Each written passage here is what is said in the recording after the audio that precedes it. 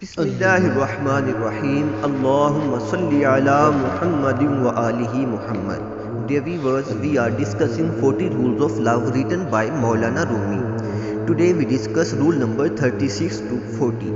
He rahmatullahi ta'ala said in his rule number 36 that this world is erected upon the principle of reciprocity. Neither a drop of kindness nor a speck of evil will remain unreciprocated, for not the applause, deceptions, or trick of other people. If somebody is setting a trap, remember, so is God. He is the biggest plotter. Not even a leaf stars outside God's knowledge. Simply and fully believe in that. Whatever God does, He does it beautifully. God is meticulous dog maker, so precise is his order that everything on earth happens in its own time, neither a minute late nor a minute early. And for everyone without exception the clock works accurately. For each there is a time to love and a time to die. It's never too late. Ask yourself, am I ready to change the life I am living? Am I ready to change within? Even if a single day in your life is the same as the day before, it surely is a pity.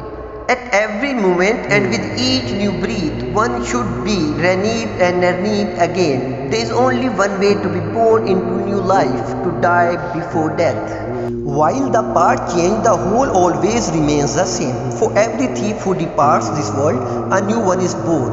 And every decent person who passes away is replaced by new one. In this way, not only does nothing remain the same, but also nothing ever really changes. For every Sufi who dies, another is born somewhere. A life without love is of no account. Don't ask yourself what kind of love you should seek, spiritual or material, divine or mundane, Eastern or Western. Divisions only lead to more divisions. Love has no labels, no definitions. It is what it is, pure and simple.